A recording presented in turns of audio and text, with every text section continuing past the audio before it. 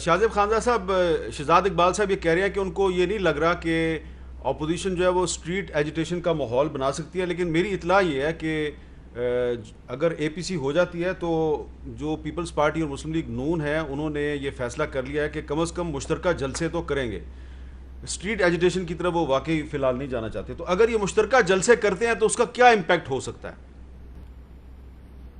حامد میر صاحب، ایک سیاسی ماحول ہی بن سکتا ہے۔ ہمیں یاد ہوگا کہ جب 2014 میں عمران خان صاحب نے دھرنا دیا، اس سے پہلے انہوں نے جلسے ہی کیے تھے، اور جلسے کرنے کے بعد پھر طاہر القادری، اور ظاہر ہے اب سب کو پتہ ہے کہ پس منظر میں کیا کیا اس حوالے سے ہو رہا تھا۔ اس اپوزیشن کے ساتھ جو پس منظر والا پہلو ہے وہ ہے نہیں، تو یہ جلسے کر لیں گے۔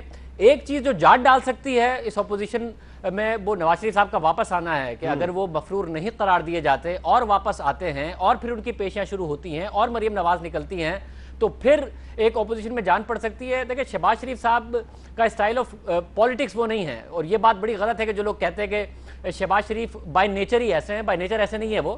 جب وہ چیف منسٹر تھے تو بیوروکریسی کے ساتھ کیا کرتے تھے، کتنی سختیاں کیا کرتے تھے، تقریریں کیسی کرتے تھے، زرداری صاحب کے بارے میں کیا کہتے تھے، وہ سب نے دیکھا ہے۔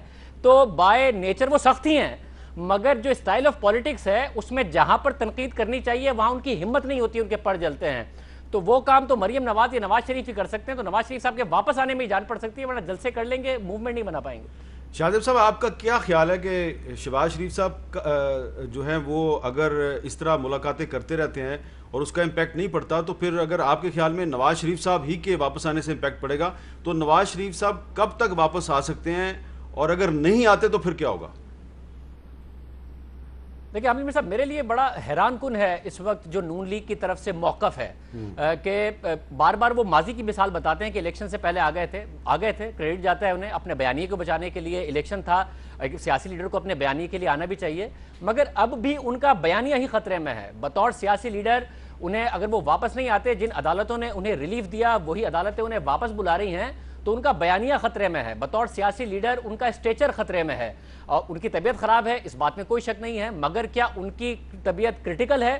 ایسا نہیں ہے۔ کرٹیکل ہوتی تو ان حالات میں بھی وہاں پر ان کی فوری طور پر سرجری ہو جاتی۔ ان عدالتوں نے ریلیف دیا تھا، واپس آئے، ریلیف مانگے عدالتوں سے، پھر اجازت مانگے، اگر ان کی طبیعت خراب ہوتی ہے پھر چلے جائیں، مگر انہیں ہر حال میں واپس آنا چاہیے۔ نہیں آئیں گے تو سیاسی طور پر بہت زیادہ نقصان اٹھائیں گے، حکومت کے لیے بڑی ون ون سچویشن ہوگی، اور پھر کوئی سیاسی تحریک جو تھوڑی بہت یہ ہلچل بھی کریٹ کرنا چاہتے ہیں اس میں بھی نون لیگ کو بہت نقصان ہوگا۔